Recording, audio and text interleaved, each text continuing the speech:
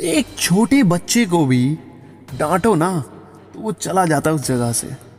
जब पक्षी जिस जगह पे, जिस पेड़ पे अपने घोंसले को बनाते हैं, वहाँ बच्चे पैदा करते हैं, वहाँ सब कुछ रखते हैं, और जब वो पेड़ गिरने लगता है या फिर सूख जाता है तो वो पक्षी उसको छोड़ के दूसरा पेड़ पकड़ लेते हैं।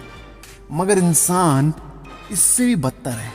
जिस स्थान पे उसे पता है कि भाई दिक्कत आएगी, जिस व्यक्ति के साथ रहने पर उसे दिक्कत आएगी, जिसके साथ प्रेम करने से उसे दिक्कत आएगी, जिस जगह पे रहने से उसकी लाइफ में प्रॉब्लम्स हो सकती हैं, उस जगह पे भी वो फिर भी रहता है। मूर्ख इंसान सामने वाली आती हुई विपरीत परिस्थितियों को देखकर भी उनका चुनाव करता है। यही मूर्ख इंसान की पहचान होती है। दोस्तों, जब घर में पैसों की तंगी होने लगे तो इन 5 स्थानों से जल्दी दूर चले जाएं। कौन से ऐसे 5 स्थान हैं, कौन से ऐसे 5 काम हैं, कौन सी चीज़ें आपको नहीं करनी, चाणक्य नीति के अनुसार मैं आपको बताऊंगा। दोस्तों, इस मोटिवेशनल वीडियो को पूरा ज़रूर देखना, क्योंकि अधूरा ज्ञान हमेशा घातक होता है, ऐसा आचार्य चाणक्य जी कहते हैं। उसको लाइक करना बिल्कुल मत भूलना। दोस्तों, एक अभिमन्यु नाम का लड़का होता है। उसकी लाइफ में सना नाम की लड़की होती है, और वो उसके साथ टाइम बिताने के लिए ना उसकी पोटी तक खाने को तैयार है कि भैया मेरे से मिल ले, मेरे से बात कर ले, मेरे साथ कहीं घूमने चल पड़। मतलब एक होता है बंदा गिरा हुआ, एक होता है जूते की सोल पे टिपका रहूंगा मैं, तो उससे यहाँ से हटूंगा ही नहीं। उसका वही हाल था। अभिमन्यु अक्सर सोचता था कि भाई अगर ये मेरी लाइफ से चली गई तो कौन रहेगा। वो उसकी गर्लफ्रेंड सना जब बुलाती थी वो तभी जाता था। वो बोलती थी ना, आधी रात को आजा मेरे घर में आइसक्रीम लेकर, तो अभिमन्यु ऐसा सोचने पर भी कर देता था। अगर वो सोच भी रही होती तब भी कर देता था। इतना प्यार कह सकते हो जो कि प्यार नहीं था, वो एक तरीके का भीख मांगना था। और अभिमन्यु अक्सर उससे भीख मांगता था, मुझसे प्लीज़ बात कर लो, मेरे साथ घूमने चल पड़ो। वेरे सना, जिसको पता था कि भाई ये लड़का तो कहीं नहीं जाएगा, प्यार वो उससे स्टार्टिंग में करती थी, मगर जब उसे इतना ज़्यादा प्यार मिलने लगा तो उसे भी लगा कि भाई ये लड़का तो मतलब बिल्कुल ही मेरे दीवाना है, कहीं नहीं जाएगा। दिखने में अभिमन्यु अच्छा था। अभिमन्यु अक्सर सना से बोलता था, यार तुम मुझे कभी छोड़ मत देना प्लीज़, मैं तुम्हारे बिना रह नहीं पाऊँगा। मतलब कोई कुछ भी हो जाए मेरे को प्लीज़ छोड़ना मत, मैं तुमसे बहुत प्यार करता हूँ। सना अक्सर उसे बोलती थी, नहीं नहीं मैं कहीं नहीं जा रही, कहीं नहीं जा रही। और अभिमन्यु उसके बाद और बोलता था कि प्लीज़ तुम मेरे को छोड़ दोगी ना तो मेरे को कोई नहीं मिलेगी, मेरे को छोड़ना मत प्लीज़, किसी भी सिचुएशन में मुझे छोड़ना मत।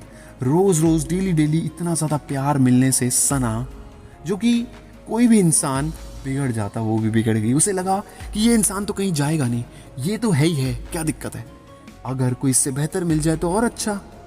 इतना प्यार जब उसे मिला तो उसने उसको ग्रांटेड लेना शुरू कर दिया।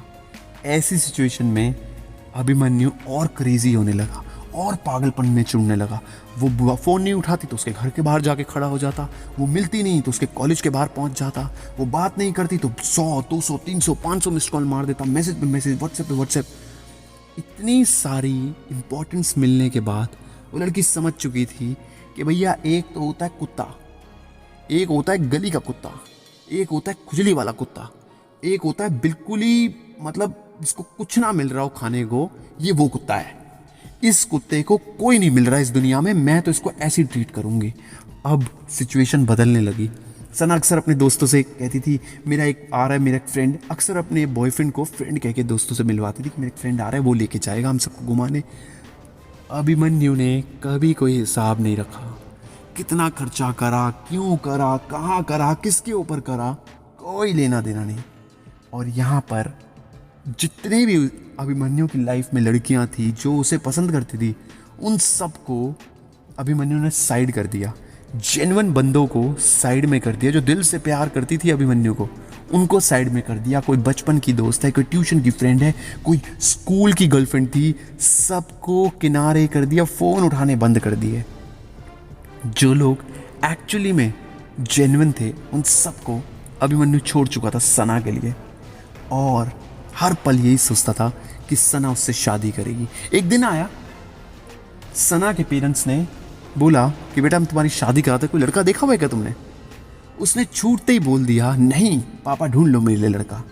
और अभिमन्यु को कंसिडर ही नहीं करा। ये बात अभिमन्यु को कभी पता नहीं लगी। एक दिन अचानक उसने शादी का कार्ड थमा दिया अभिमन्यु के हाथ में और बोला मैं शादी कर रही हूं। अभिमन्यु के लिए ये भूकंप से कम नहीं था, ये किसी अकाल से कम नहीं था, किसी महाविनाश से कम नहीं था। मगर वो बात सुन के एकदम से ब्लैंक सा हो गया। ये कैसे हो गया? तुम किससे शादी कर रही हो? उसने कहा मेरे पापा ने मेरे लिए लड़का डिसाइड करा है। बहुत परेशान, बहुत परेशान। और तुम क्या चाहती हो? उसने उससे पूछा तुम क्या चाहती हो? चलो ठीक है, पापा ने तो पसंद करा, तुम क्या चाहती हो?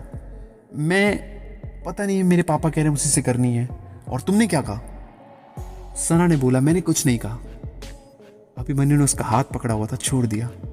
बहुत अच्छी बात है तुमने कुछ नहीं कहा, बहुत अच्छी बात है, चलो okay, you just go live your life, कोई टेंशन नहीं।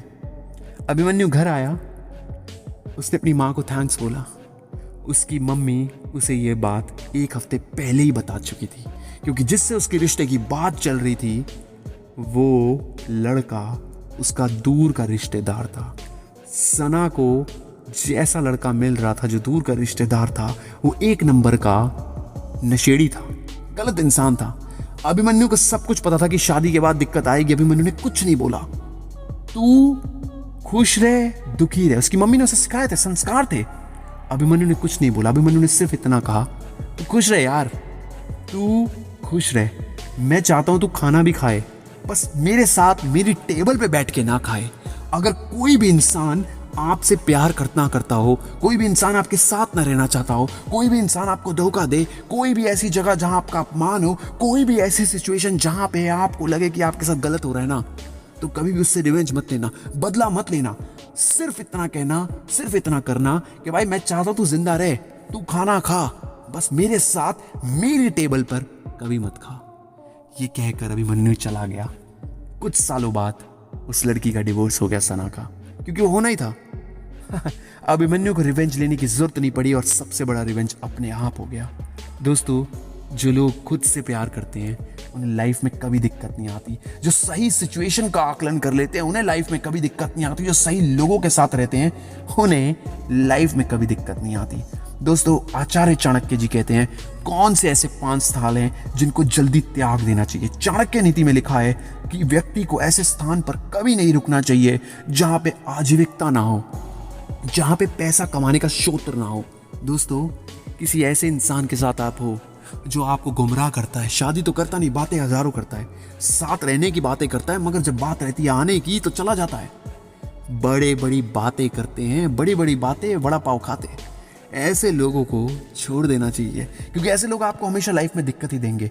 जहां व्यापार, जहां पैसा कमाने का तरीका ना हो, वो जगह को त्याग देना चाहिए। हो सकता है आप जिससे प्यार करते हैं वो आपको आगे बढ़ने के लिए प्रोत्साहन ही ना दे। ऐसी जगह को भी चाणक्य नीति में बताया गया कि स्थान को त्याग देना चाहिए। दोस्तों, जहां कानून प्रक्रिया ना हो, चाणक्य नीति में बताया गया किसी ऐसे स्थान पे कभी नहीं रहना चाहिए जहां पे आपके परिवार को सुरक्षा को लेके बहे हो, जिस इंसान के साथ आपकी सुरक्षा को लेके बहे हो। क्या फायदा उस दोस्त का जिस दोस्त ने आपको किसी गलत काम में फंसवा दिया? क्या फायदा उस गर्लफ्रेंड का जिसने वक्त आने पे बोल दिया कि भाई हम तो नहीं रहना चाहते तेरे साथ, अगर तूने ज्यादा तंग करा तो पुलिस को फोन कर दूंगी।